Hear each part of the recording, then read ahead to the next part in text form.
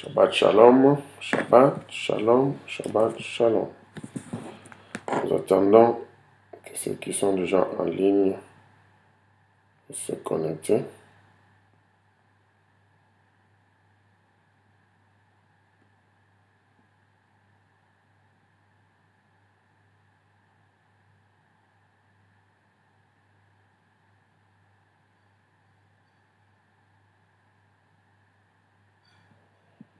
Alléluia.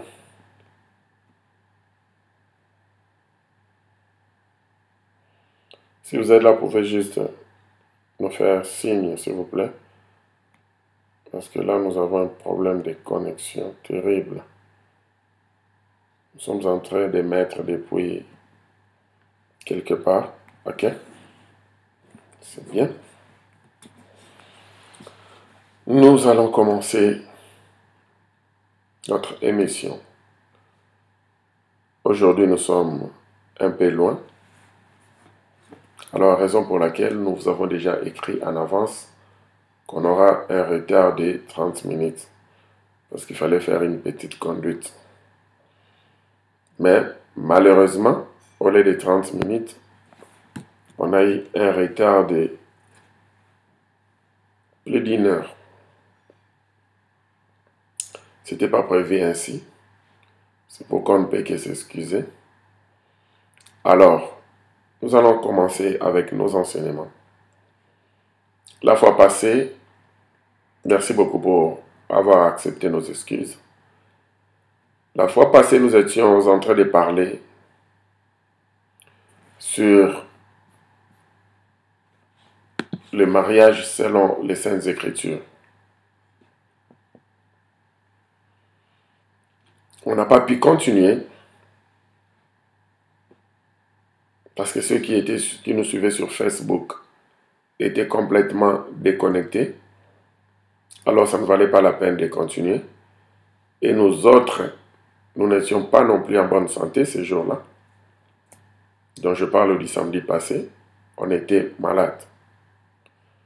Mais aujourd'hui, gloire soit rendue à Yeshua, parce que nous sommes en forme, en pleine deep forme. Nous allons sans plus tarder prier. Adonai Elohim, le Tout-Puissant, Créateur de l'univers. Père, nous te bénissons pour ces moments. Cher Saint-Esprit de Dieu, nous remettons ces instants entre tes saintes mains. Le Ruach HaKodesh, prêche-nous ta parole, enseigne-nous et délivre-nous de tout esprit qui ne confesse pas ton nom et de tout esprit de distraction. Permets que ces enseignements puissent délivrer un grand nombre, puissent délivrer des familles qui sont en train de nous suivre en ce moment. Dans le précieux nom de ton Fils, Yeshua, Hamashiach, nous avons ainsi prié et nous disons tous Amen. Nos excuses pour ce dérangement.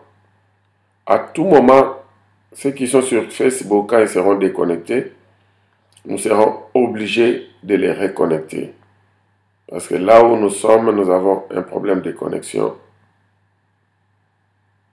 Alors, nous ne pouvons. Ou bien, le mieux serait de continuer sur Shabbat Shalom TV. Et puis après, nous allons poster cela sur Facebook. Nous vous remercions. Alors, la fois passée, nous étions en train de parler sur le mariage selon les Saintes Écritures. On avait fait une longue lecture de plusieurs passages bibliques. S'il faudrait encore rappeler, nous étions sur Exode chapitre 22, le verset 16. Nous avions aussi lu Deutéronome 22, versets 28 et 29. Que ce soit Exode 22, 16 et Deutéronome 22, 28 et 29, ça parlait toujours du prix de la dot. Alors, aujourd'hui nous allons prendre toujours les mêmes passages bibliques. Mais cependant, ce que nous allons faire, nous n'allons pas lire tous les passages bibliques comme la fois passée. On va peut-être lire 2 versets bibliques pour continuer. Et après ça, nous avions lu aussi Genèse chapitre 24, l'histoire du mariage de Rebecca, Isaac et Rebecca. Genèse 29, l'histoire du mariage de Yaakov, qu'on appelle alors Jacob, avec Rachel. Nous avions aussi parlé de Genèse chapitre 34, l'histoire de Dina, fille de Léa, fille de Yaakov. Comment est-ce que Chimène, qui était fils d'Amor, Chimène était un roi. Alors comment est-ce qu'il a pu déshonorer Dina et comment est-ce qu'il est venu après pour soi-disant se racheter, la prendre en mariage. On a parlé aussi de sa dot. Alors, comme Exode 22, chapitre 16, nous disait que ceux qui veulent bien prendre une fille en mariage, qui l'ont peut-être déshonorée en avance et qui veulent après venir la récupérer en mariage, comme selon la coutume biblique, selon les instructions bibliques, il a fallu, des Saintes Écritures, je dirais mieux, il a fallu payer un prix, le prix de la dot. Et on avait vu à Deutéronome 22, 28 à 29, le prix de la dot en question, il a fallu payer 50.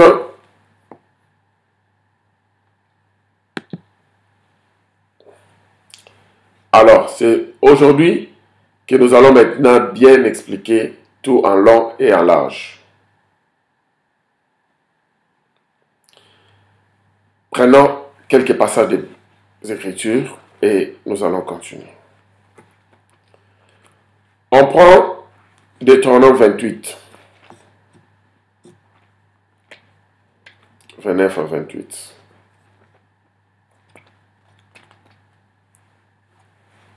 Deutéronome 28.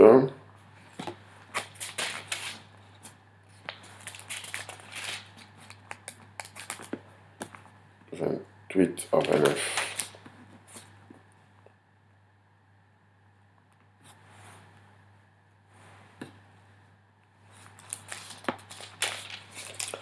Deutéronome 22, 28 à 29. Prenons Deutéronome 22, 28 à 29. Si un homme rencontre une jeune fille vierge non fiancée, lui fait violence et couche avec elle, et qu'on vienne à le surprendre, l'homme qui aura couché avec elle donnera au père de la jeune fille 50 cycles d'argent, et parce qu'il a déshonoré, il la prendra pour femme et il ne pourra pas la renvoyer tant qu'il vivra. Il fallait payer 50 cycles d'argent. On a vu, dans la valeur actuelle, quand on parle de la monnaie, par exemple, si on peut parler des dollars américains, un cycle d'argent reviendra environ $1,25. Pour certains calculs, ça fera $1,35. Donc, disons en un mot, ça sera moins $1,50. Et s'il faut payer le prix de la dot à 50 cycles d'argent, donc le prix de la dot reviendra à moins de $100 par rapport aux Saintes Écritures. Et nous prenons aussi Exode 22, 16. Exode 22, 16.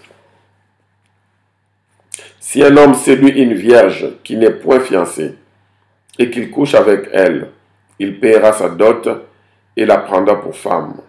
Si le père refuse de lui accorder, il paiera en argent la valeur de la dot des vierges. Donc, parce qu'il y avait plusieurs valeurs de dot, selon les instructions des Saintes Écritures, mais cependant, la grande valeur ou le prix de la valeur d'une vierge. C'est ce que nous avions lu en Deutéronome 22, 28 à 29. Ça valait à 50. Alors, maintenant, 50 cycles d'argent. 50 cycles d'argent aujourd'hui, c'est moins de 100 dollars. Et la fois passée, on a vu que le gouvernement de l'Abreu, en français encore, c'est le Libéria, leur gouvernement a compris le système des Saintes Écritures. Il a fixé la dot à moins de 100 dollars. Alors c'est comme ça, au Libéria, quelqu'un qui veut prendre sa fiancée en mariage, la dot revient à moins de 100 dollars. Et si vous voulez taxer plus de 100 dollars, la famille peut même vous porter plainte. Parce que la dot est fixée à moins de 100 dollars. Ils ont compris que c'est par rapport aux Saintes Écritures, la dot de la Vierge valait environ 50 cycles d'argent. Pas environ, mais c'était 50 cycles d'argent. Et nous avons vu, cependant, il y avait 2 mariages dans la Bible. Et le mariage en question était vraiment coûteux. Pas parce que le parent de la fille avait voulu que ça soit ainsi, mais c'est parce que le fiancé lui-même avait donné cette proposition-là. On a vu dans Genèse chapitre 34, Shichem, qui avait déshonoré Dina. Alors lui-même, il est venu demander, son père Hamor est venu demander la main de Dina à Yaakov. Et eux-mêmes, ils ont fait la demande, dira que donnez-nous Dina, même si il faudrait payer un grand prix, on le fera. Donc ce sont eux-mêmes qui ont demandé à prendre Dina avec la valeur de la dot très élevée. Ils ont demandé à ce que le père de Dina puisse leur demander un grand prix. De même pour le mariage de Yaakov, Yaakov lui-même, quand il est allé voir Laban, son oncle, pour demander la main de Rachel, lui-même a demandé dans le livre de Genèse, chapitre 29, il a lui-même proposé à Laban, son oncle, parce qu'il est allé. Nous connaissons l'histoire, quand il a fui son frère qui voulait le tuer, Ésaü.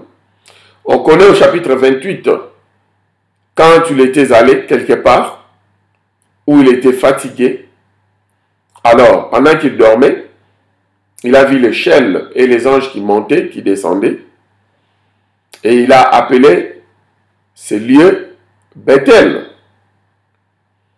Il a surnommé ce lieu Bethel et il a dressé une pierre comme référence et il dira à Yahvé, moi je pars dans le village de mon papa, si tu m'aides et que mes entreprises réussissent, je reviendrai au même endroit et je ferai quoi?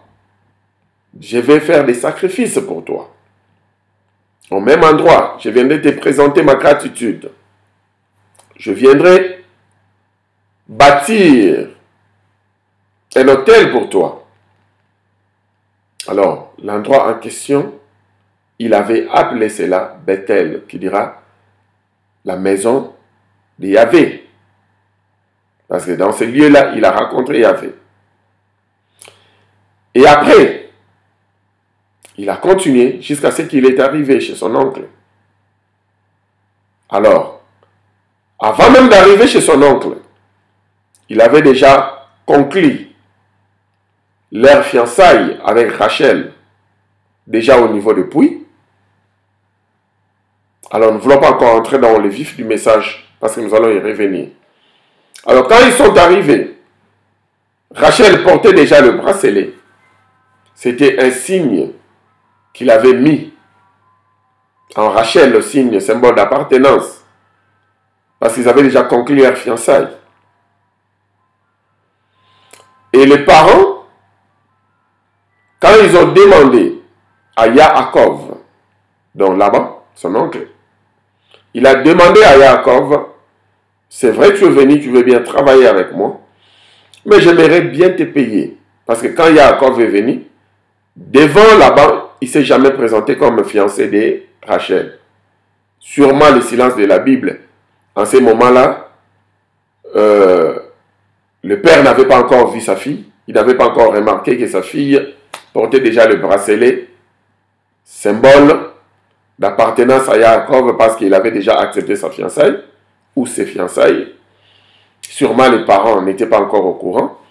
Alors, maintenant Yaakov dira, je n'aimerais pas percevoir un salaire de ta part, mais tout ce que moi j'aimerais travailler pendant 7 ans. Et après ces 7 ans-là, mon salaire sera le mariage de Rachel. Donc c'est lui-même, Laban, contrairement à ce que les gens sont en train de nous prêcher, ils diront que Laban avait demandé à Yaakov de travailler pendant 7 ans pour avoir Rachel. Non, c'était la proposition plutôt de Yaakov lui-même à Laban. Et Laban dit, oh, je ne vais pas refuser. Le mieux serait que je donne ma fille à un membre de ma famille au lieu de donner ma fille à un inconnu. Donc même si Yaakov avait demandé un travail d'un seul jour, et après ce jour-là prendre sa fiancée en mariage, l'oncle Laban n'allait pas refuser. Son oncle Laban n'allait pas refuser. C'était sa propre proposition. Alors c'est 7 ans-là, aujourd'hui, avec la force que Yaakov avait, avec la bénédiction de Yahvé, il prospérait à tous égards. Et nous avons vu combien il a fait prospérer toute la maison de Laban avec l'élevage de Laban et autres. Aujourd'hui, nous pouvons estimer cela à des millions. Ce n'est pas moins d'1 million. 7 ans de travail où les animaux avaient se multiplié en cascade, où ils avaient des petits en cascade, où on ne pouvait plus compter exactement le chiffre des animaux que Laban avait, tellement que la prospérité était au top. Donc aujourd'hui, ces 7 ans-là, c'est comme si le prix de la dot de Rachel, ça faisait 2 millions. Parce qu'on connaît l'histoire après ça. Après ces 7 ans, Laban, il avait utilisé une ruse. Laban lui dira que d'après notre coutume, tu vas d'abord prendre la grande. Et c'est comme ça qu'il a d'abord pris Léa, bien que ce n'était pas son choix, parce qu'il fallait qu'il respecte leur coutume. Donc 14 ans plus tard, c'est alors qu'il est venu prendre Rachel. Ça fait des millions et des millions. Mais au départ, qui avait demandé ces grands prix? La valeur de cette dot-là, c'était lui-même. Yaakov, ce n'était pas leur coutume. Parce que les instructions, la coutume biblique demandait seulement 50 cycles d'argent pour prendre une vierge en mariage. Même ceux qui déshonoraient une vierge, peut-être les coucher sans leur consentement, les violer ou quoi que ce soit, pas déjà coucher sans consentement, c'est violer. Ces gens-là, pour réparer la chose, ils devaient toujours payer le prix complet de la valeur de la dot d'une vierge. Alors, en ces moments-là, le mariage n'avait rien à voir avec la synagogue. Le mariage n'avait rien à voir avec un système quelconque. Le mariage n'avait rien à voir avec un gouvernement quelconque. Le mariage était une affaire de famille. Donc, c'était une affaire où les familles eux-mêmes prenaient la solution. Les familles mariaient et faisaient marier leurs enfants. Il n'y avait personne qui devait intervenir. Alors, qu'est-ce qui a fait qu'aujourd'hui, surtout en Occident, la famille n'a plus un mot à dire par rapport au mariage? C'est maintenant le gouvernement qui a pris le mariage en main et c'est maintenant l'Église qui a pris le mariage en main. Qu'est-ce qui a fait ça? Et à l'époque de la Bible, nous avons bien vu que les mariages n'étaient pas coûtés. Alors, qu'est-ce qui a fait que aujourd'hui, pour se marier, c'est toute une fortune? Et surtout dans les pays qu'on appelle des pays de tiers-monde, pour se marier, ça devient presque impossible. Raison pour laquelle les gens ne peuvent plus rien faire. Ils commencent maintenant à vivre dans la débauche. Ils commencent à vivre dans l'adultère. Quand les Hébreux, ils étaient en train de respecter la loi divine, ils étaient en train de tout faire par rapport à la Bible, le mariage n'était pas coûté.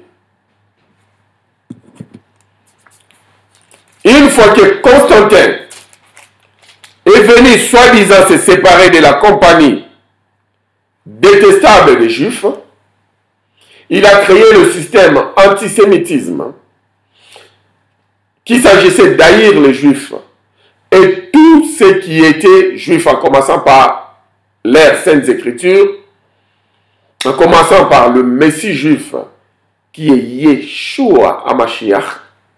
Il a fallu maintenant donner les noms d'un Messie qui n'a rien à voir avec les Juifs. Or, rejeter des Messies juifs, rejeter les Juifs, c'est déjà rejeter aussi le Messie qui est sorti biologiquement en tant que Juif, qui est sorti dans une famille juive, dans la tribu de Juda, et puis les fils de David qu'on l'appelait. Donc, rejeter les Juifs et tout ce qui est juif, c'est rejeter aussi le Messie juif, changer même son nom propre de Yeshua, en d'autres langues. Alors, il a fallu maintenant tout tripoter. Il a fallu même tripoter le mariage. Parce qu'à l'époque, les Romains, c'était la loi du plus fort qui était la meilleure. Alors, le plus fort des Romains pouvait s'accaparer de toutes les filles de la ville, toutes les belles, et les prendre en mariage. Pouvait s'accaparer de toutes les vierges, les filles vierges de la ville, et les prendre en mariage. Alors, pour éviter que le pauvre prenne de belles filles en mariage, selon le système des Romains et des Grecs, il a fallu maintenant mettre le prix de la dot très élevé. Alors, quand le prix de la dot sera très élevé, ça signifie que les pauvres jeunes hommes ne pourront pas être en mesure de prendre les filles en mariage. Ce ne sont que des bourreaux, ce ne sont que des riches, des millionnaires qui auront la possibilité de prendre les vierges en mariage, les belles filles en mariage, parce que c'est la loi du plus fort qui va dominer. Alors, en 1789,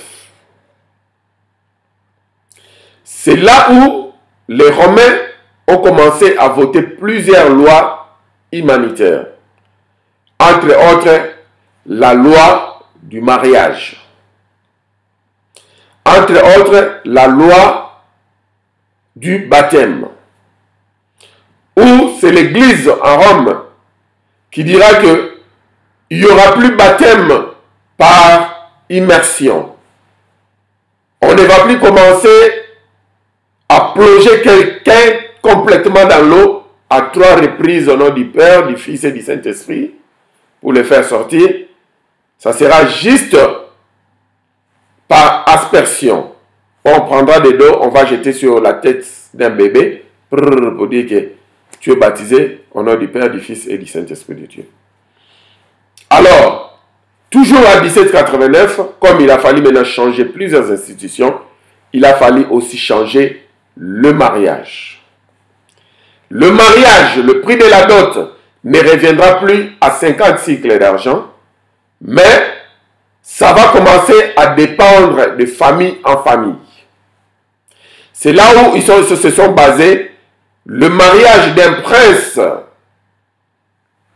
comme Shichem, il a demandé de prendre Dina et payer un grand prix de la dot dans Genèse chapitre 34.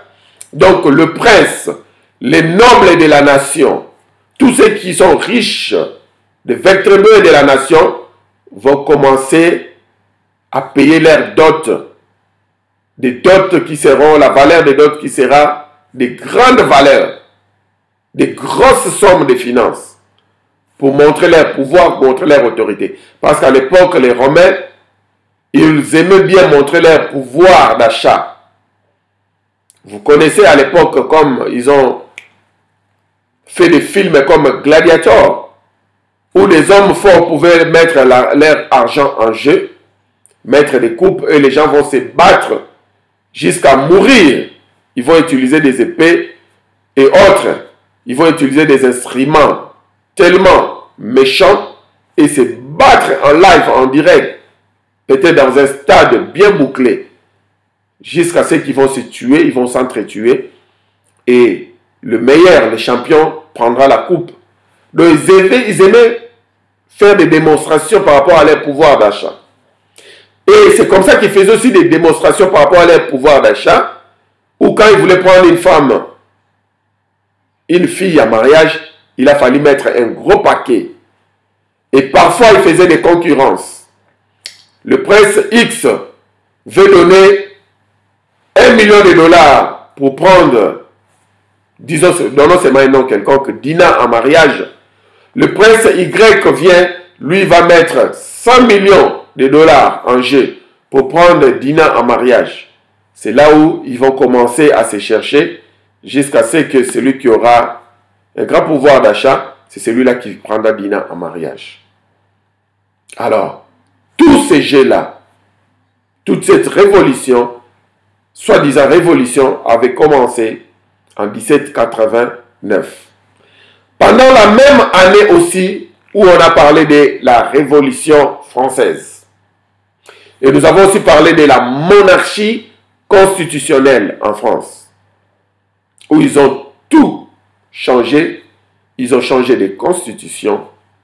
Alors on parlait maintenant de la monarchie constitutionnelle en France, parce que c'était toujours le système des Romains qui dominait partout en Europe. Et c'est là où ils ont changé plusieurs constitutions.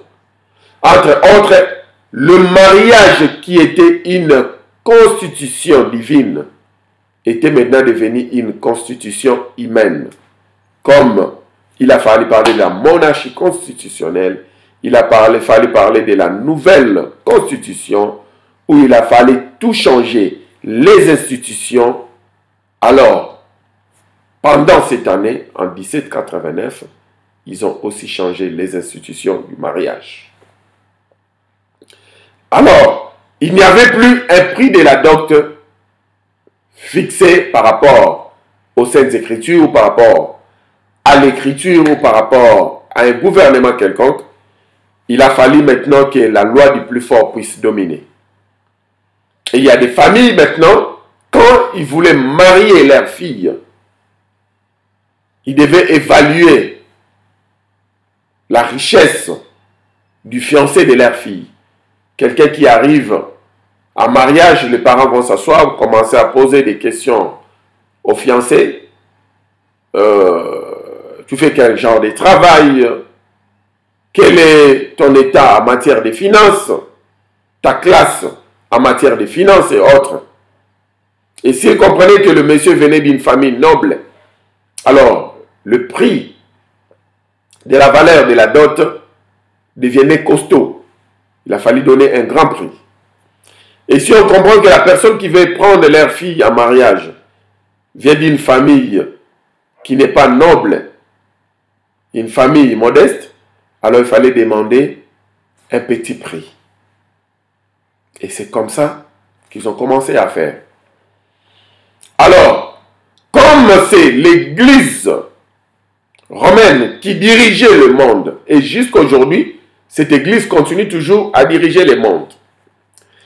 L'Église avait compris que les familles sont en train de faire une bonne affaire par rapport au mariage. Parce que comme les Romains étaient vraiment vertébrés en finance, ils étaient des éléphants en finance, ils se sont dit non, nous allons récupérer cette constitution. Ça ne sera plus une affaire de famille. Ça ne sera plus une affaire seulement de famille. Mais ça deviendra une affaire de César. Le gouvernement va prendre cela en main. Nous nous souvenons dans Luc chapitre 20, au verset 25, quand Yeshua dira à Yahvé ce qui est à Yahvé et à César ce qui est à César. Ça signifie que une constitution qui est pour Yahvé restera pour Yahvé. Et une constitution qui est pour César restera pour César. Le mariage au départ n'était pas une constitution pour César. C'était une constitution divine pour Yahvé et il avait donné ses pouvoirs à 100% à la famille.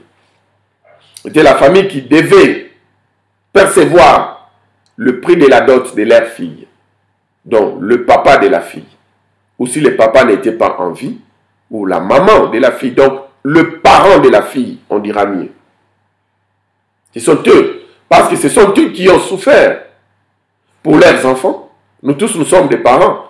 Nous connaissons comment nous sommes en train de souffrir pour faire grandir nos enfants. Alors, quand notre fille a l'âge de la raison et qu'elle veut bien se marier, elle a un fiancé, le fiancé vient se présenter, on demande le prix de la dot. Ce prix de la dot, ça ne va pas changer notre situation de vie et ça ne va pas non plus venir nous alléger la tâche. Ça ne va pas venir nous alléger la tâche, mais cependant, ça sera quelque chose de symbolique.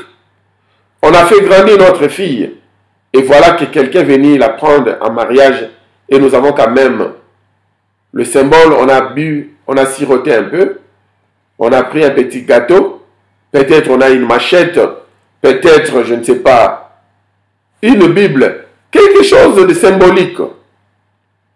Peut-être une lampe torche, quelque chose de symbolique pour montrer que vraiment, nous avions mérité donner notre fille en mariage. Elle a fait notre fierté. Et surtout si la fille part en étant vierge, on reçoit le prix total des vierges, de la dot de vierge. Ça fait, ça donne l'honneur aux parents, ça fait honneur. C'est comme ça. Alors, César est venu, il a pris la chose. Il s'est accaparé de ces champs qui n'étaient pas à lui. Parce qu'il a dit que c'était un bon business. Il a dit alors, désormais, qu'est-ce qui va commencer à se passer? Il faudrait que le gouvernement, dans tout mariage, il faudrait que le gouvernement ait sa part. Et il faudrait aussi que l'Ecclésia, l'Église, ait aussi sa part. Donc les gens vont commencer à aller se marier à la mairie. La mairie va leur demander de l'argent. Et les gens viendront aussi se marier après la mairie. Il faut qu'ils viennent se marier à l'église. L'église aussi va demander les frais de participation. Il faut payer de l'argent au prêtre. Et le prêtre va aussi verser une somme à la caisse de l'église. Alors, la constitution divine s'est changée en business. Le mariage qui était quelque chose de symbolique ne sera plus désormais quelque chose de symbolique, ça devient tout un business gouvernemental, tout un business ecclésiastique. Alors, c'était parti comme ça. Souvenons-nous que Romains chapitre 11 nous a bien dit, vers la fin de Romains chapitre 11, les dons de l'Éternel sont irrévocables. Le livre des Proverbes aussi nous dit que on peut tout hériter de ses parents. Mais une femme vertueuse est un don de Yahvé. Une femme vertueuse est un don de Yahvé. La femme de ta vie, mon frère, est un don divin. Alors, les dons de Yahvé sont irrévocables. Ça signifie que quand il donne, il ne change plus d'avis. Mais combien de frères aujourd'hui, au départ, ils avaient bien compris que la fille était un don de Yahvé, mais parce que les parents de la fille sont en train de demander une dot costaud, le monsieur n'est pas à mesure de payer cela, le monsieur va directement trouver des excuses pour dire que je me suis trompé d'adresse, elle n'était pas un don de Yahvé, donc je vais complètement abandonner parce que tout devient compliqué, et le monsieur va aller chercher peut-être une fiancée où on va demander le prix de la dot divisé par 2 ou par 3 par rapport à sa fiancée.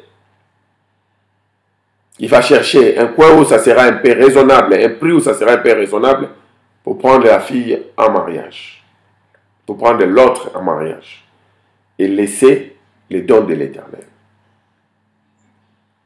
Comme nous sommes en train de prêcher des retours à l'évangile, Mède à Jérusalem, Mède à Sion, nous ne prêchons pas l'évangile Mède à Rome. Parce que le fait que l'évangile qui a été fabriqué à Sion, à Jérusalem, a été déplacé par les Romains. Ils ont maintenant fabriqué leur évangile État. Ils ont fabriqué leur évangile antisémitisme. Ils ont fabriqué leur évangile qu'on appelle la théologie des remplacements. Ils ont remplacé la théologie divine. Ils ont remplacé la théologie pure par une théologie des remplacements. Une théologie qui parle plusieurs langages. Or, si c'était une théologie qui venait de Yahvé, cette théologie allait parler un seul langage. Le langage de Christ, le langage de Yeshua. Alors, ça créait plusieurs divisions. Ça créait plusieurs sectes. Plusieurs doctrines. Où on ne sait plus respecter une seule doctrine. Ou par rapport au mariage, les doctrines qui étaient déjà bibliques, la constitution qui était déjà divine, qui était juste symbolique, ils ont tout tripoté, prenant que, ok, voilà, Genèse chapitre 34, Shichem a payé un grand prix. Mais le mariage de Shichem, ce n'était pas un mariage normal. Si nous lisons l'histoire, nous verrons bien que les enfants de Yaakov diront, nous allons accepter, mais à une seule condition. Tu vas prendre notre sœur en mariage. Mais papa, donnons ces princes une seule condition. Donnons à ces Cananéens une seule condition. Que tous les mâles, que tous les garçons acceptent de se faire circoncire comme nous autres, les Juifs.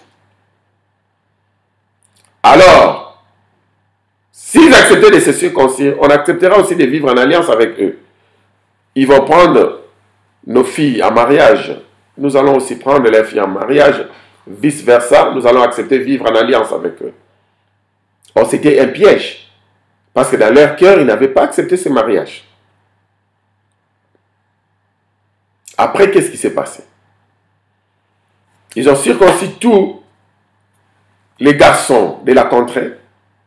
Et au 3e jour, pendant qu'ils étaient encore souffrants, parce que la plaie ne s'était pas encore bien renfermée, qu'est-ce qui s'est passé? Ils ont récupéré l'épée. Ils sont allés tuer tous les garçons de la contrée. En commençant par Shichem lui-même, le prince.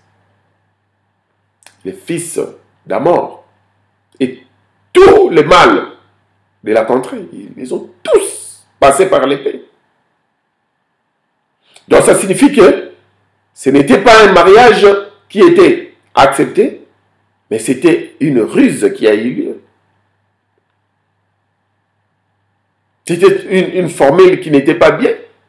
Mais ils ont juste fait ça parce qu'ils avaient déshonoré leur fille. Ils ont déshonoré leur sœur. Alors, quelqu'un qui va aller s'accrocher au chapitre 29 de Genèse pour dire que même Yaakov aussi, son mariage, il a payé un grand prix aujourd'hui, ce sont des millions. Mais Yaakov, c'est lui-même qui avait voulu ça. Ce n'était pas son oncle là-bas qui avait demandé ces prix-là. Comme aujourd'hui, s'il y a un homme, un prince, un noble qui vient dans ta famille pour prendre ta fille en mariage, lui-même te dit, je vais prendre ta fille en mariage, mais tu sais quoi? Moi, je suis billionnaire, je ne sais pas combien valoriser ta fille, mais je préfère te donner, par exemple, 10 millions comme prix de la dot, je prends ta fille en mariage. Je ne suis pas en train de l'acheter parce qu'elle vaut plus que toute chose qu'on peut imaginer, elle vaut de billions. Mais le peu que j'ai, mon argent de poche que j'ai, c'est 10 millions de livres sterling. Je vais te donner cela comme symbole de la dot pour prendre ta fille. Est-ce que vous allez refuser? Non, vous n'allez pas refuser. Vous allez prendre ça parce que c'est son argent de poche. C'est rien pour lui. C'est ce que lui, il a vu que je vais donner ça comme symbole. Vous n'avez pas dit non, donne-nous moins de 100 $. Non, parce que le message doit être bien balancé. Mais cependant, si lui-même ne dit pas ça, il vient pour prendre votre fille en mariage. Même si il est billionnaire et qu'il vous demande le prix de la dot, vous allez dire que chez nous, nous suivons l'institution biblique. Et l'institution biblique en matière de mariage, comme nous voyons ça dans la Bible, c'était 50 cycles d'argent. Donc, tu payes moins de 100 $ pour prendre notre fille en mariage. Et ça, le prix de la dot. Alors, le prix de la dot en question, y compris la liste de tout ce qu'on demande. Donc, ça reste symbolique. Peut-être, je ne sais pas, une machette, une lampe, je ne sais pas, une paire de babouches pour la maman, peut-être le bijou, peut-être une pagne, peut-être. Et peut-être dans l'enveloppe un 20 $, un 30 $, mais que le tout fasse un paquet de 100 $. La liste de biens et l'argent mettre dans l'enveloppe, un paquet de 100 $, plus ou moins 100 $, c'est tout. Selon la constitution biblique. À moins que vous nous apportez autre écriture de la Bible. Alors, le monsieur nous remet cela. S'il dit, ok, vous m'avez demandé 100 $, la liste, mais je mets 100 millions de $, nous allons prendre ça sans problème. Mais cependant, le fait de demander plus que ça, nous sommes en train de tricher la constitution divine par rapport au mariage. C'est un péché. Alors, comme nous sommes en train maintenant de vendre nos filles, raison pour laquelle quand nos filles partent en mariage, la plupart d'elles ne se retrouvent pas. Le monsieur est tellement en colère. Pour lui, il n'a pas accompli une constitution divine, mais il a payé un plus que, je ne sais quoi dire. Donc c'est comme s'il a commencé un investissement. C'est comme s'il a commencé un business. Or, il était incomplet, il voulait juste récupérer l'autre partie de lui-même pour devenir un. Alors pour récupérer l'autre partie, il faudrait, je ne sais pas, payer une villa. Ça devient compliqué. Et le monsieur va commencer à maltraiter sa femme à tout moment. Regarde, je paye un grand prix pour te prendre en mariage. Ne blague pas avec moi. Tes parents m'ont demandé beaucoup. Il y a des fois même, il y a un problème du côté de la famille de la femme. Le monsieur ne veut même pas aider. Il dit non, ils m'ont fait souffrir. J'ai plus d'argent. C'est que je les avais donné là. C'était de l'argent à vie.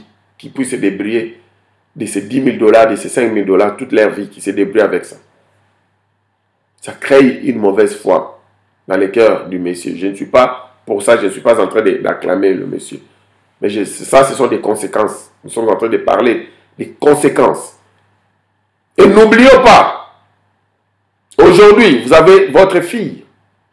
Mais peut-être vous avez aussi un garçon. Quelqu'un qui vient prendre votre fille en mariage. Vous faisiez marier votre fille à un grand prix. Ce n'est pas un problème. Et quand votre garçon, quand il sera à l'âge, lui aussi, il voudra bien aller se marier. N'est-ce pas, si vous avez demandé à l'autre famille 10 000 $, les garçons peut-être, on lui demandera 100 000 $. Parce que le prix des fonds qui a augmenté. 10 ans passés, la dot, dans certains pays de l'Afrique, c'était, je ne sais pas, 2 000 $. Aujourd'hui, peut-être c'est 10 000 $. Et 10 ans plus tard, peut-être ça sera 100 000 $. Parce que plus le prix du pain augmente, la dot aussi augmente. Et il y a des gens maintenant qui commencent à faire une liste par rapport aux études qu'ils ont payées pour leurs filles, les frais des hôpitaux, les frais, je ne sais pas, les denrées alimentaires, et autres frais. Et même, ils savent comment est-ce qu'ils calculent pour vous bombarder la facture à 10 000 $, à 5 000 $. Ça devient un business. Alors, nous allons maintenant parler de plusieurs aspects du mariage. Quand les Romains ont pris ça, ils ont pris cette constitution. Bien qu'à Yahvé ce qui était à Yahvé, et à César ce qui était à César, César est entré même dans le champ de Yahvé à récupérer la constitution du mariage. Alors César a dit, désormais ici en Europe, le mariage ne sera plus une affaire de famille. Le mariage devient une affaire gouvernementale, ecclésiastique. Le mariage devient une affaire ecclésio-gouvernementale. Et ils se font de l'argent par rapport à ces business-là. Oublions que leurs mariages à la mairie ne seront pas reconnus par Yahvé. Parce que selon la constitution divine, il faut payer le prix de la dot aux parents de la fille. Alors selon la constitution de César, comme c'est le système antisémitisme, il faut haïr les juifs et tout ce qui est juif, en commençant même par une constitution qui était divine par rapport au mariage. On n'a plus besoin de ça. En 1789, la constitution devient gouvernementale. Alors maintenant, ils font pécher toutes les familles de l'Occident. Ça signifie que leurs mariages ne seront plus reconnus. Bibliquement parlant, leurs mariages ne seront plus reconnus. Alors, quelqu'un me posera déjà la question pour savoir, ça signifie que tous ces gens-là qui se sont mariés hors coutume, hors de la constitution divine, donc ce mariage-là n'est pas connu par Yahvé. Ma réponse sera celle-ci. Ces mariages-là sont connus par Yahvé.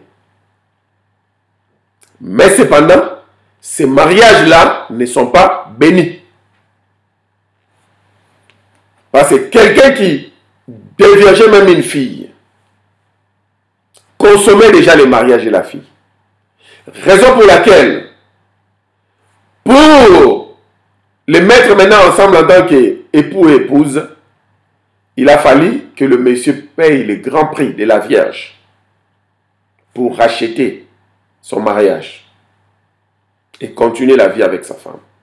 Alors aujourd'hui, les Occidentaux et tous ceux qui se sont mariés selon les systèmes des Occidentaux, ils doivent racheter leur mariage. Ils doivent aller voir les parents de la fille pour payer le prix de la dot. Pour recevoir la bénédiction de ces parents-là. Parce que cette bénédiction-là, ce pouvoir-là, cette autorité-là, ce mandat-là, Yahvé avait donné ça aux parents. Donc, quand vous prenez une fille de quelqu'un, sans pourtant payer le prix de la dot aux parents de la fille, ça signifie que vous n'avez pas la bénédiction de ces mariages-là. Alors, ils se sont dit non, ce n'est plus les parents qui vont bénir, c'est l'Église qui va bénir. Or, ils ne savaient pas que quand Yahvé a créé ce monde, il savait comment est-ce qu'il a tout arrangé et organisé. Et chaque constitution avait une bénédiction, une touche particulière. La constitution du mariage, la touche particulière, la bénédiction particulière, c'est dans la bouche des parents. Ils doivent dire des bonnes paroles, bénédicere. Ils doivent bénir, ils doivent dire des bonnes paroles, des bonnes dictions aux jeunes couples mariés, afin que ces couples reçoivent la bénédiction. Alors l'Église romaine, les Romains et les Grecs se sont dit, nous, à la place des parents, nous allons commencer à bénir les couples. La mairie, bouffez d'abord votre partie, venez chez nous, on bouffe aussi notre argent, et puis on organise ce qu'ils ont appelé le mariage religieux, aujourd'hui que certains appellent le mariage chrétien. C'est alors l'officiant, le prédicateur de ces jours-là, viendra mettre ses deux mains pour faire marier sans mandat de Yahvé. Et puis, il va faire dire des paroles au couple, des paroles qui ne viennent pas d'eux-mêmes. Les paroles qui vont répéter. Moi, David, à partir d'aujourd'hui, je t'accepte comme ma femme, je t'aimerai pour le meilleur, pour le pire. Les mêmes paroles partout au monde entier. Ça me dépasse que tous les hommes du monde entier ont les mêmes paroles. Les mêmes paroles. Tous les hommes du monde entier, à l'église, ils ont les mêmes paroles pour leurs femmes. Je t'aimerai pour la vie, pour le meilleur, pour le pire. Il y a certains même qui ne connaissent même pas la signification du meilleur et du pire. Quand le meilleur arrive, ils sont ensemble. Quand le pire commence, ils se séparent parce que les paroles qu'ils ont dites à l'église ne venaient pas de leur cœur. Quelqu'un dans son cœur, il n'avait jamais dit que je t'aimais pour le meilleur et pour le pire. Dans son cœur, il se disait que je t'aimais pour le meilleur, mais le jour le pire viendra, je vais te fouiller. Mais vous avez mis des paroles dans sa bouche. Vous lui avez fait dire des paroles qui ne venaient pas de lui. Dans mon ministère, avant que Yeshua puisse me donner cet enseignement, j'ai marié un seul couple. Et bien que Yeshua ne m'avait pas encore donné ces enseignements, mais le Ruach HaKodesh, l'esprit de Yahvé, avait déjà mis quelque chose en moi. Je n'avais pas compris cela. Alors j'avais appelé un ancien pasteur, un papa, qui se connaissait dans la matière. Il fit mon professeur de théologie. Je lui ai dit, qu'est-ce qu'il faudrait que je fasse? Il m'a donné les tests. Je m'en souviens, j'avais aussi appelé mon père spirituel, qui est aussi mon grand frère biologique. J'ai dit, prophète Élie, envoie-moi les tests. Il m'a envoyé les tests. Quand j'ai pris les tests, moi-même j'ai regardé. J'ai téméré toute ma vie, pour le meilleur, pour le pire, ceci, cela. J'ai regardé, mais j'ai dit, oh, mais cela ne vient pas de leur cœur. C'est moi qui vais mettre ça. C'est moi qui vais mettre ça dans leur cœur, dans leur bouche. Je vais leur faire avaler ça pour qu'ils répètent ça ces jours-là. Je les ai donnés, ils ont répété. Mais, à leur grande surprise, le jour du mariage, quand je les faisais soi-disant mariés, parce que c'est... J'ai dit soi-disant parce que je ne peux pas utiliser encore ce terme-là. Alors, le Saint-Esprit de Dieu m'a soufflé. Il a dit, ils ne vont pas réciter ce qui était écrit sur papier. Dis aux mariés que chacun puisse dire des paroles qui sont dans son cœur par rapport à l'autre. C'était catastrophique. Le monsieur, il tournait à rond. Pendant une minute, il a essayé de dire ce qu'il pouvait dire et puis il n'avait plus de paroles. Vice versa. Même la dame qui savait parler, quand elle parle, elle sait parler, mais elle manquait de paroles. Mais pendant une minute, elle a dit ce qu'elle pouvait dire, ce qui venait de son cœur. C'est comme ça que, pour nous montrer que le soi-disant mariage, c'est devenu quelque chose monté à la pièce. Même des paroles montées à la pièce. Ceux qui veulent bien nous contredire, vous avez toujours notre permission de les faire. Mais contredisez-nous par rapport à la Bible. Tout ce que nous disons, nous démontrons cela dans la Bible.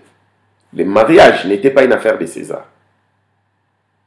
Le mariage n'était pas une affaire ecclésio-gouvernementale. C'était une constitution divine. Et le pouvoir, le mandat était légué aux parents de la fille. Et la Bible prouve cela. Alors, est-ce que vous pouvez maintenant nous prouver le mariage de l'Église aujourd'hui et le mariage de la mairie aujourd'hui?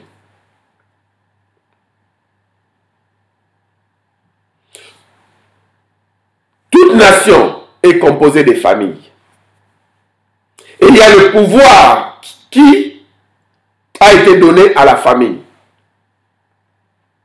C'est la famille, plusieurs familles qui viennent ensemble et qui font une nation, qui font la force d'une nation. Pour reconnaître l'état civil de quelqu'un, c'est le témoignage de sa famille.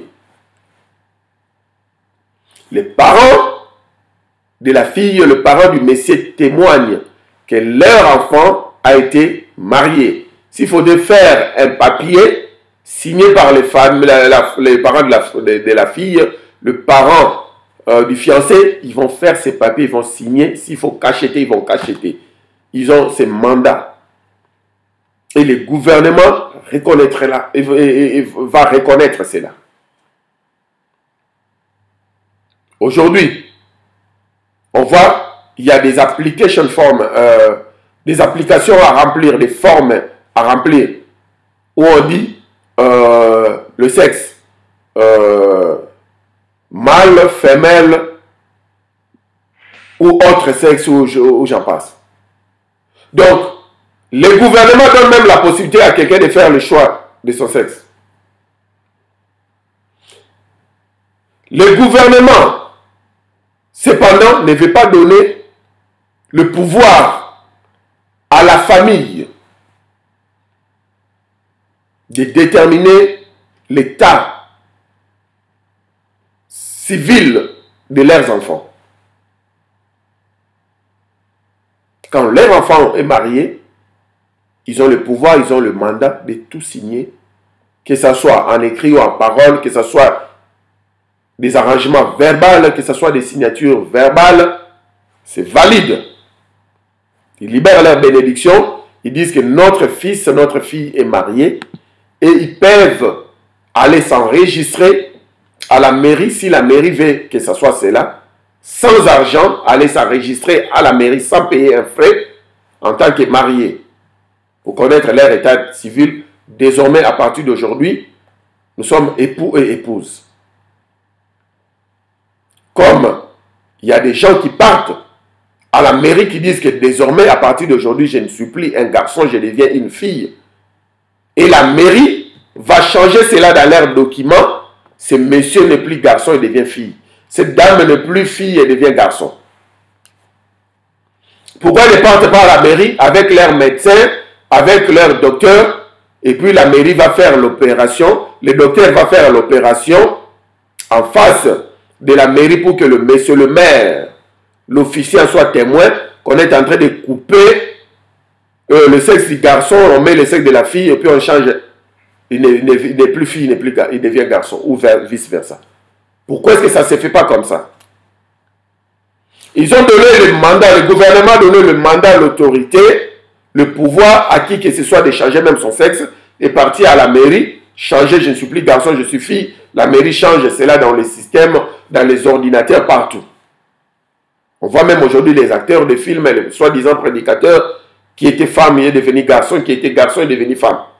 Et on reconnaît cela. Alors pourquoi pour le mariage, ça ne suffisait pas, comme la constitution divine est en train de nous dire, que la famille, le parent puisse conclure le mariage et venir seulement avec leur fille ou bien remettre une lettre pour qu'on parte cela, on apporte cela à la mairie pour dire qu'à partir d'aujourd'hui, leur état civil a changé. Parce que, selon l'autorité que nous avons, que Yahvé nous avait investi en tant que parents, selon notre mandat, nous avons marié nos enfants. Pourquoi pas? Parce que ça devient le business. Le gouvernement veut avoir l'argent, l'église romaine va avoir l'argent. Il faut maintenant tout travailler à la main. Ça devient mécanique. Et bizarrement maintenant, ils ont mis ça dans la tête de tous ceux qui vivent sous la théologie des remplacements. Ils ont mis ça dans leur tête que ce qu'ils font pendant la coutume, quand ils payent le prix de la dot et tout, ce n'est pas ça le mariage. Ça c'est les fiançailles confirmées. Et quand ils viennent à l'église, c'est ce jour-là où on parle maintenant du mariage. Quand l'église, soi-disant bénie, mais l'église bénit quoi? Si le mariage au préalable n'existe pas, l'église bénit quoi? Et si le mariage existe déjà, et que les parents ont déjà béni, alors la bénédiction, soi-disant bénédiction de l'église, viendra d'où? Et raison pour laquelle, toujours dans cette même église, pour prouver ce que nous sommes en train de dire, la même église est en train maintenant de bénir le mariage des gays et des lesbiennes. La même église. Aujourd'hui, l'officiant de l'église va bénir 10 couples. Le premier couple qui vient, le couple hétérosexuel, straight, il est béni.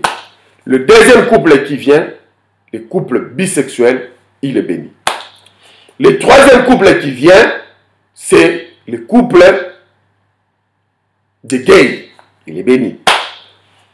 Le quatrième couple, toujours à l'église, on les met tous ensemble. Le troisième, il y aura 10 mariages au même moment pour économiser le temps. Le cinquième couple qui vient, c'est le couple de lesbiennes. L'officiant le béni. Le sixième couple qui vient, en Europe, ils ont déjà voté cette loi-là. Il y a 1 ou 2 pays, ils ont déjà accepté cela. Où les hommes, là je n'ai pas de précision, j'avais lu, ils étaient en cours d'accepter cela. Je ne sais pas s'ils ont mis la dernière signature. S'ils n'ont pas encore mis la dernière signature, mais je vous informe, d'ici 10 ans, il y aura la dernière signature partout ici en Europe. Les hommes auront maintenant la possibilité de marier les animaux. Donc un homme prend son animal femelle, sa chienne, l'amène à la mairie, mariage et partir à l'église. Ils vont faire aussi le mariage. à l'église avec sa chaîne. Je vous apprends déjà. D'ici 10 ans. Parce que c'est en cours. Apparemment, il y a un pays qui a déjà accepté, mais je n'ai pas parlé d'apparemment. Laissons cela qui est en cours d'ici 10 ans. D'ici 2 ans. D'ici 2 ans, partout en Europe, le père prendra sa propre fille biologique en mariage à la mairie et puis à l'église romaine. Et comme c'est l'église romaine qui dirige le monde, et ça sera comme ça partout dans le monde entier. Le frère prendra sa sœur biologique des mêmes pères, même mère en mariage à la mairie et à l'église. Vous voyez une constitution qui, jadis, au préalable, n'était pas une constitution de César, une constitution qui était divine, une constitution de Yahvé, et que César a pris cela en main. César va tout rendre mécanique par rapport à ces gains malhonnêtes. Et par rapport à ce qu'il faudrait que Satan gouverne le monde. Alors quand quelque chose était divine et que Satan a pris cela en main, c'est fini. Il y a maintenant la bestialité. Or, dans la Bible, ceux qui couchaient avec le bête, on les tuait, on les lapidait. En public. On les lapidait en public. Aujourd'hui, vous voyez une dame qui ne veut pas se marier parce que c'est son chien qui est devenu son mari.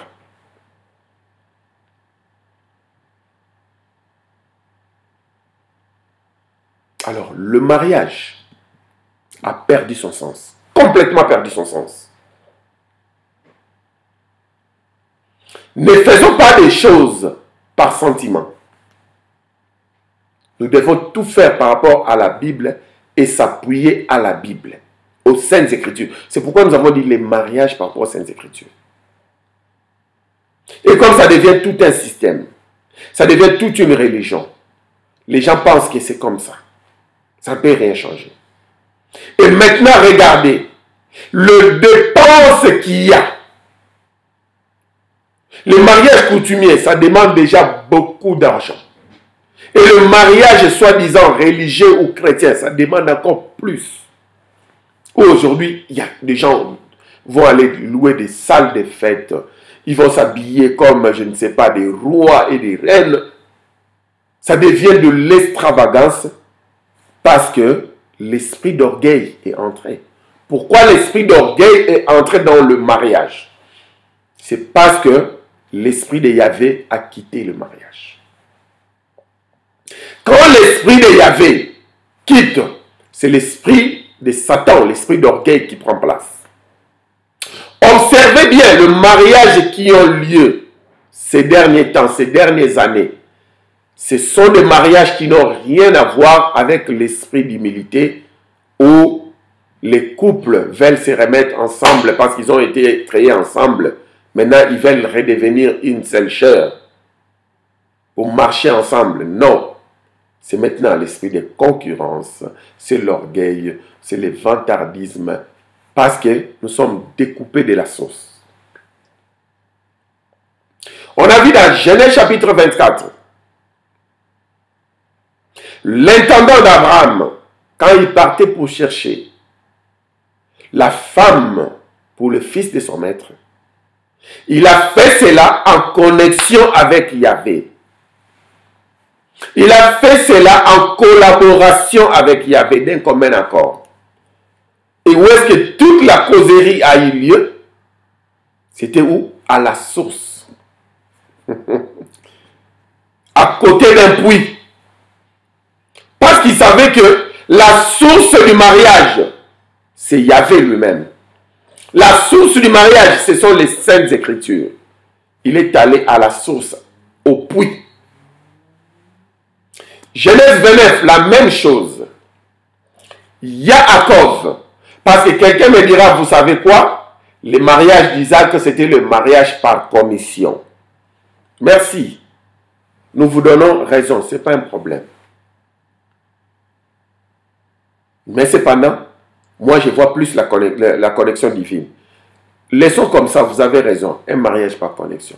Non, le mariage de Yaakov, qu'on a appelé à tort Jacob, ce n'était pas par connexion. Lui-même, Yaakov, avait déjà aimé Rachel au niveau du puits, toujours à la source, au puits. Quand ils se sont mis d'accord, il a déjà mis le bracelet de fiançailles dans le bras de Rachel, comme aujourd'hui les gens mettent le bague de fiançailles.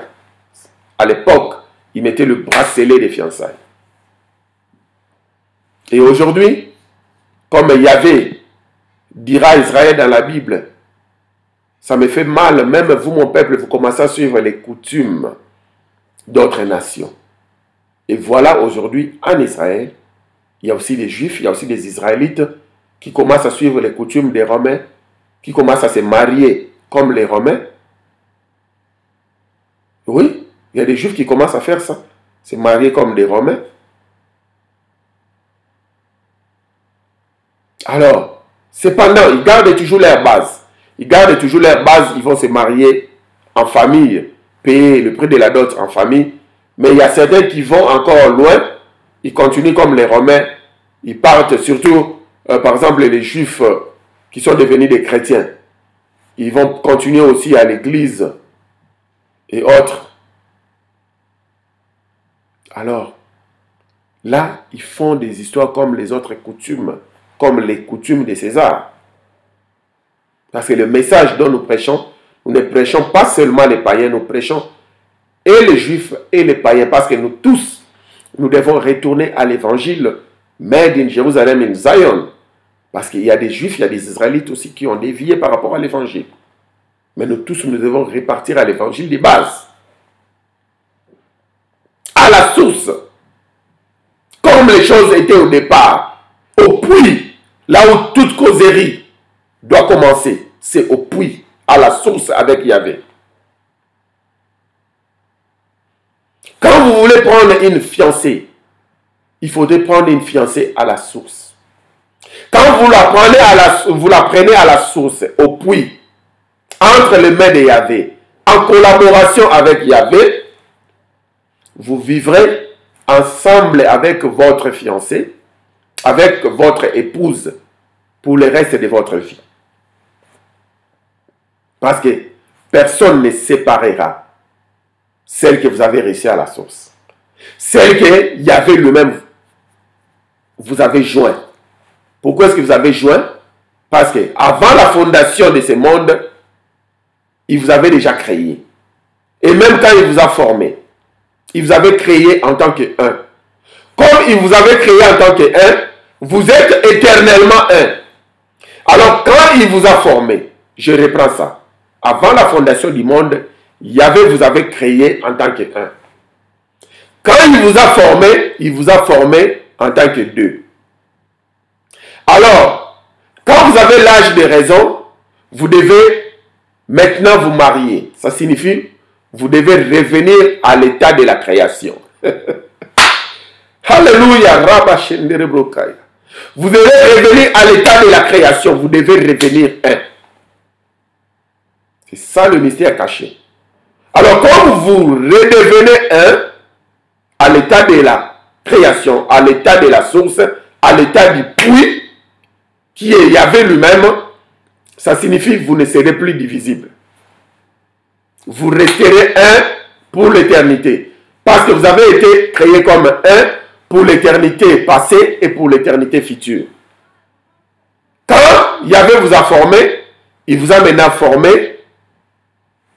Un a pris la forme d'un homme, on dira, disons garçon, pour expliquer ça terre à terre. L'autre avait pris la forme d'une fille pour expliquer ça terre à terre. Alors les garçons et la fille doivent encore revenir à la position initiale, à la position créative.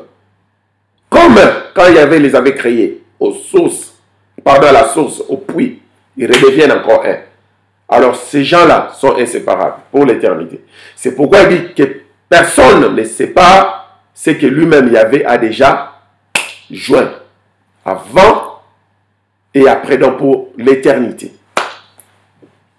Alors, il y a des couples qui n'ont pas été joints par Yahvé. C'est pourquoi ces couples-là, ils divorcent et ils vont continuer toujours à se divorcer.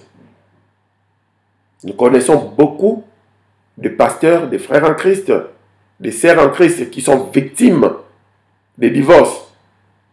On les a mal jugés, on les a maltraités, on les a donné des noms qu'il faut, mais cependant, comme ils sont humains, ils n'étaient pas prudents. Au lieu d'aller chercher sa femme au niveau du puits, au niveau de la source, ils sont allés chercher leurs femmes en ville. Ils sont allés chercher leurs femmes dans des boîtes de nuit. Ils sont allés chercher leurs femmes dans les finances. Ils sont allés chercher leurs femmes dans la beauté apparente, la beauté physique.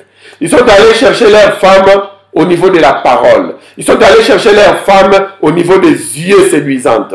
Ils sont allés chercher leurs femmes au niveau de la chorale parce que c'est une choriste. Ils sont allés chercher leurs femmes parce que c'est une prédicatrice. Alors, ils ne sont pas allés chercher leurs femmes au puits, comme Yaakov, comme Isaac. Ça devient un problème, comme le serviteur d'Abraham, je dirais, pour Rebecca. Ça devient un problème. C'est pourquoi, à la fin, ils finiront par échouer et ils vont se divorcer. Les gens vont leur donner des noms, mais cependant, ils ont toujours la possibilité de se racheter. La possibilité sera cette fois-là, il faudrait maintenant qu'ils repartent au puits, à la source, pour aller chercher la femme de sa vie, pour aller chercher sa partie femelle depuis la création, pour redevenir, la prendre et redevenir un.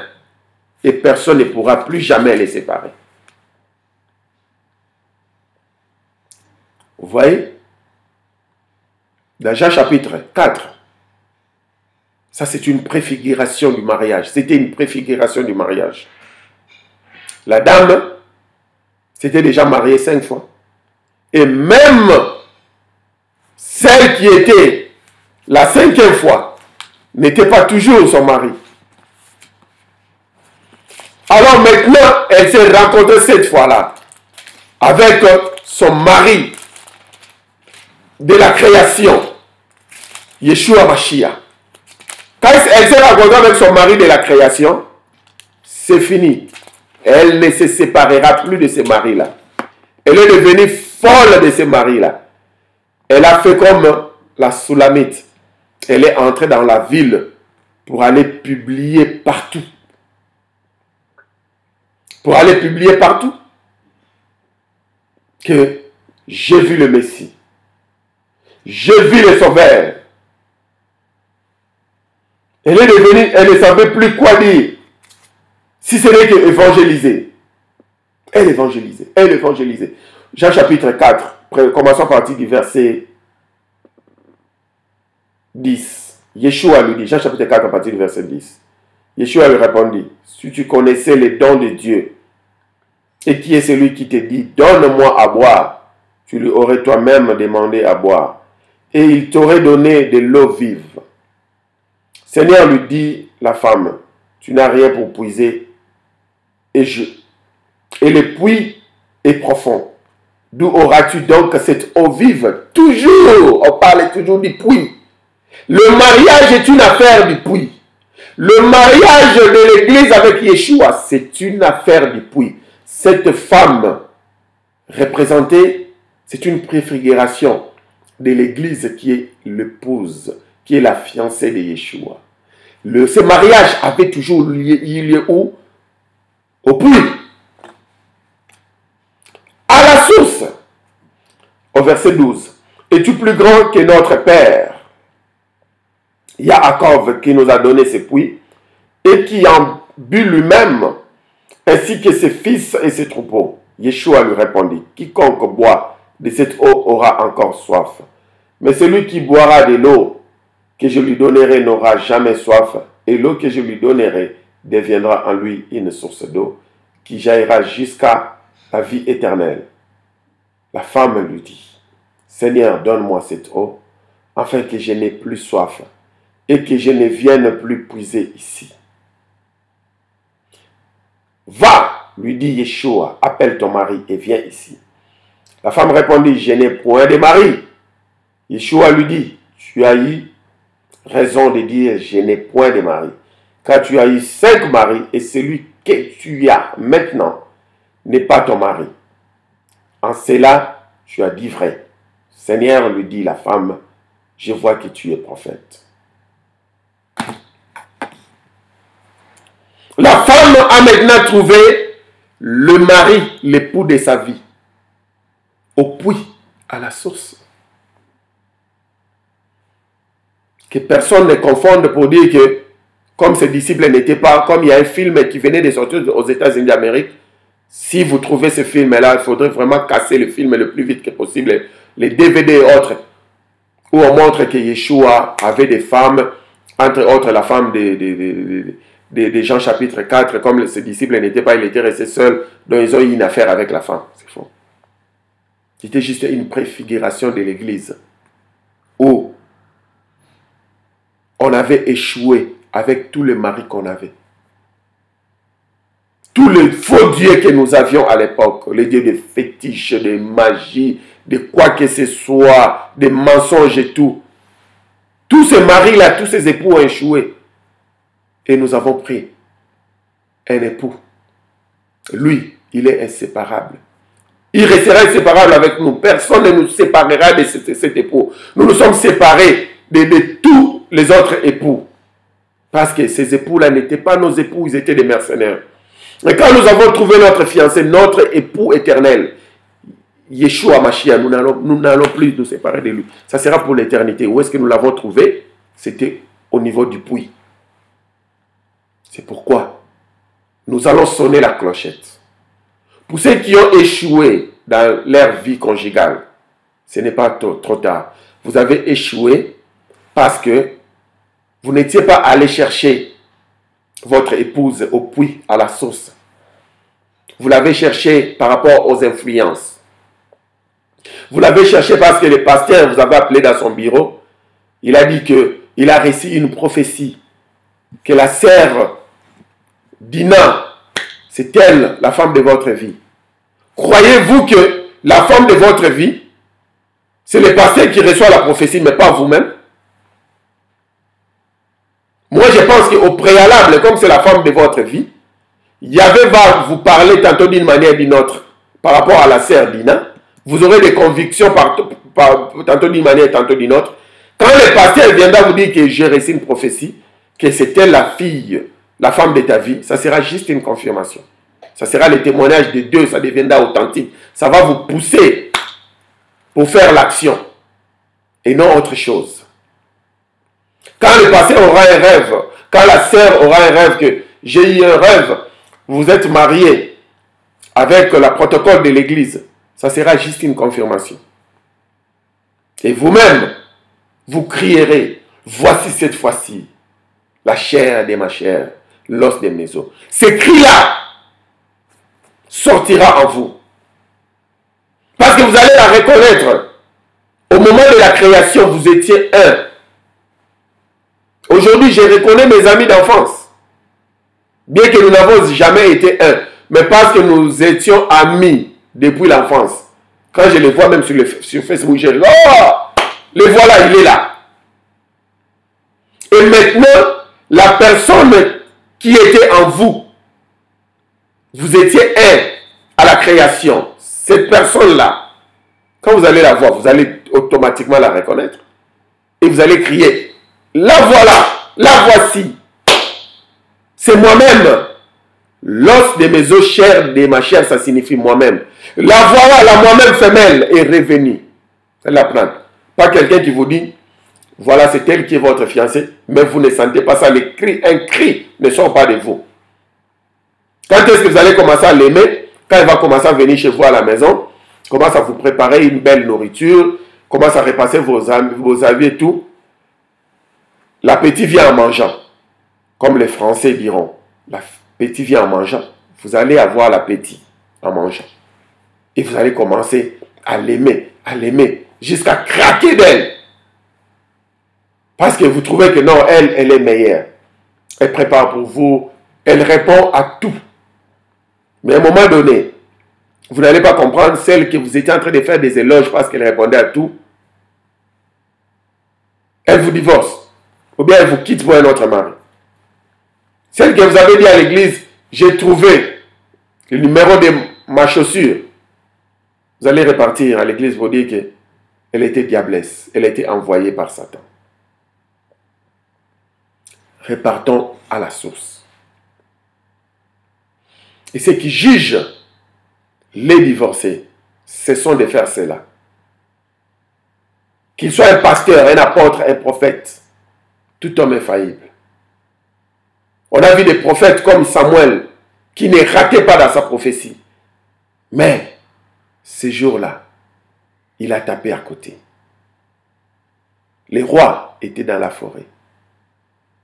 Lui, il commence à pointer les doigts à l'apparence.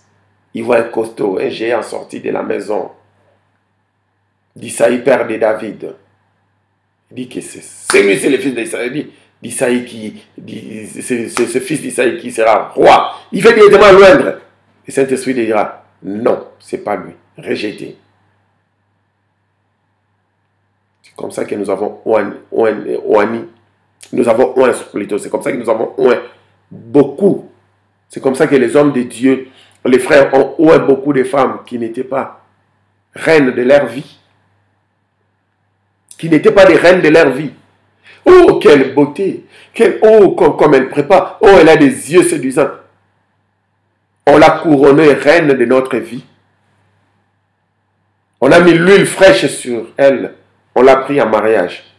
Après, ça devient une autre histoire. Parce que nous ne l'avons pas cherché à la source. Repartons au puits. Et ceux qui comprennent ces mariages, évitons maintenant le mariage, je ne sais pas, ecclésiastico, politico, gouvernemental, que ce soit des pertes inutiles. Quand vous avez déjà payé le prix de la dot, le parent de la fille vous a béni, c'est fini. Vous êtes bénis, vos enfants sont bénis. Ce n'est pas le pasteur pédé qui va venir vous bénir. Ce n'est pas le pasteur sorcier qui va venir bénir votre mariage. Combien de pasteurs des grandes églises qui sont à la télé, à la radio tous les jours, ce sont des pédés, ce sont des sorciers, ce sont des magiciens. Quelle bénédiction vous aurez de la main des magiciens? Est-ce que j'ai dit que tous les pasteurs sont des magiciens? Est-ce que j'ai dit que tous les dirigeants des églises sont des magiciens? N'interprétons pas ce qu'on n'a pas dit. Mais c'est juste pour nous montrer la dimension.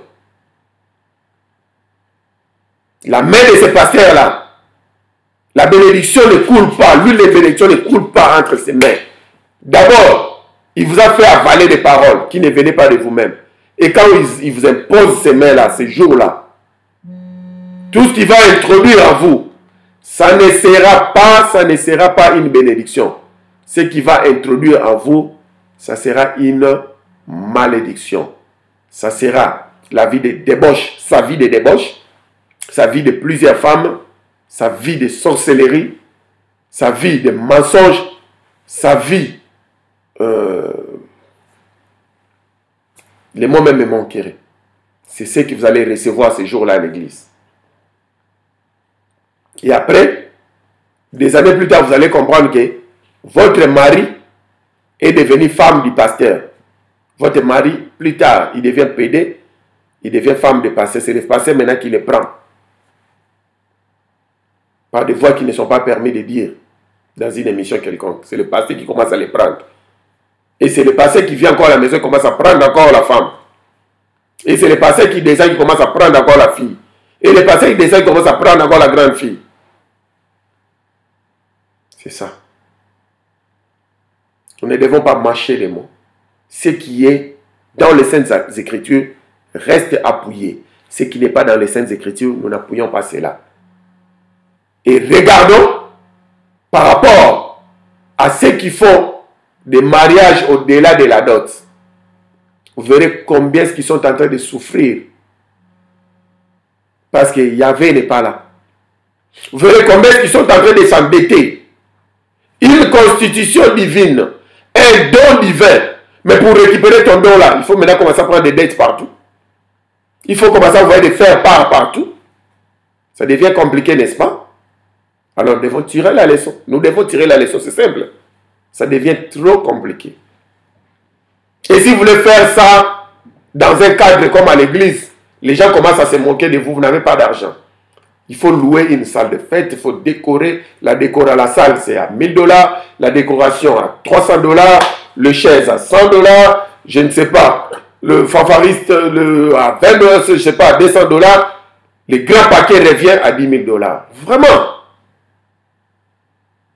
20 000 $. Un frère qui ne travaille pas dans des pays, certains pays de l'Afrique, le salaire du frère qui travaille, c'est 200 $. Pour qu'il fasse ses économies, juste avoir 10 000 $, il lui faut combien d'années? Sa fiancée vient lui rendre visite tous les jours. Quand le frère tombera avec la fiancée devient enceinte, l'église va donner tous les noms au frère et à la sœur. On commence même parfois à les maltraiter à l'église, on les prend comme si ils ne sont pas spirituels, tout ça. Il n'y a pas un champion en matière de la chair. C'est le Saint-Esprit de Dieu qui nous fait tous grâce. Il n'y a pas un champion en matière de la chair. Vous laissez la sœur et le frère venir chaque fois, rendre visite et tout. Vous pouvez pas aussi les interdire. Ils sont là, ils se collent la main, ils marchent ensemble et tout ça. Ils vont se retrouver un jour, ils vont tenir la tête. C'est trop tard. Parce que le frère a besoin de prendre sa fiancée en mariage, la famille demande 10 000 $.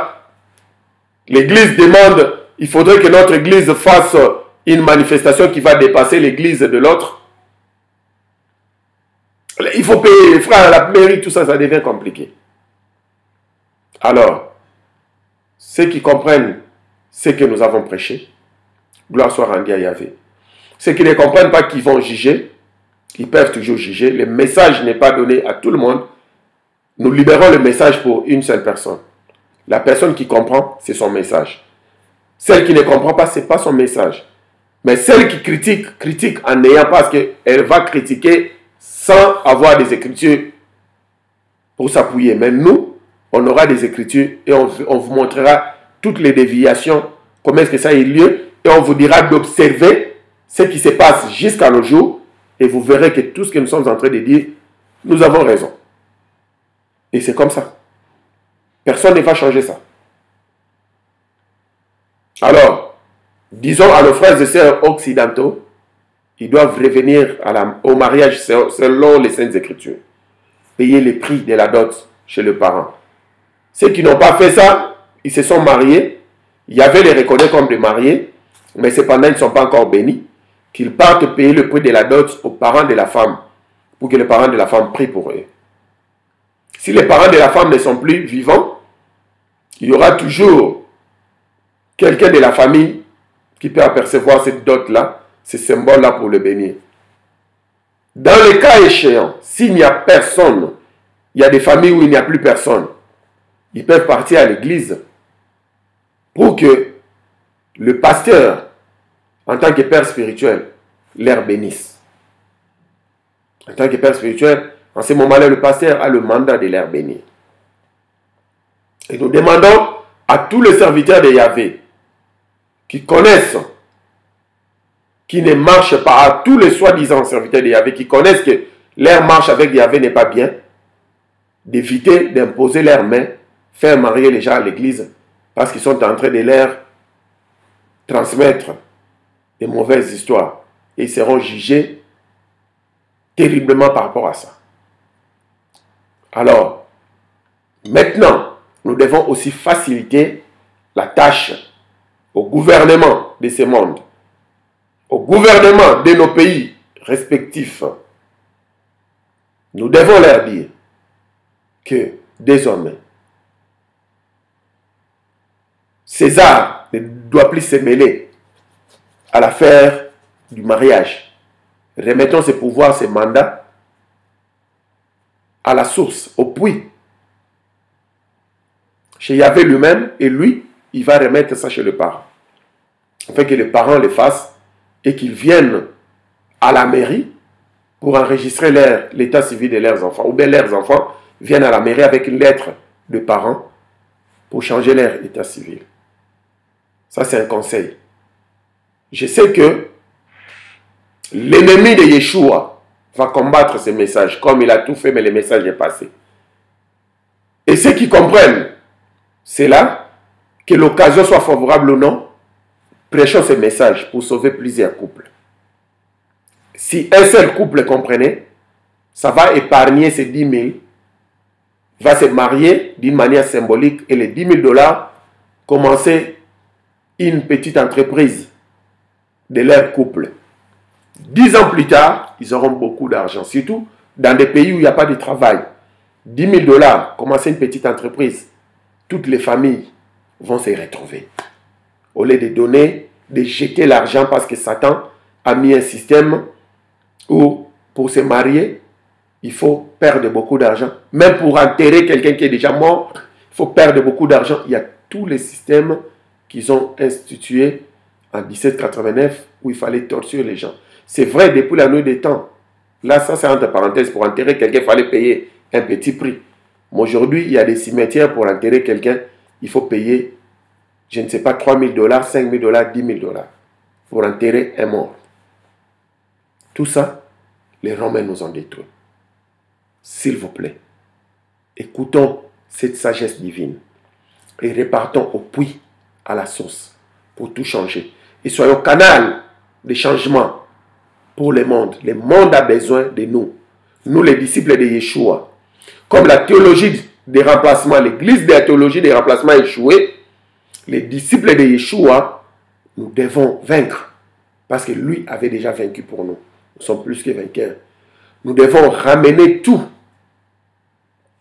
Nous devons ramener le pendule à l'air. Nous devons prendre les contrôles. Nous devons diriger le gouvernement.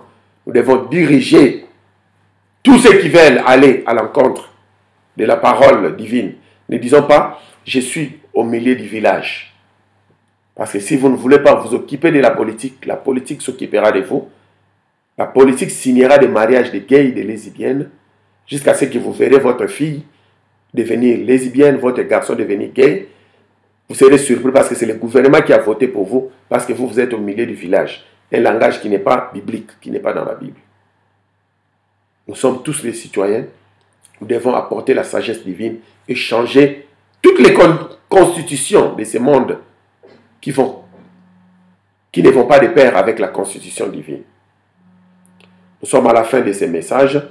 Nos excuses parce que là où nous étions, la connexion était difficile. Mais nous remercions Shabbat Shalom TV pour son travail. Alors comme c'est filmé, c'est enregistré, d'ici quelques jours ou d'ici quelques heures, nous allons publier cela sur Facebook et sur YouTube pour que tout le monde soit béni.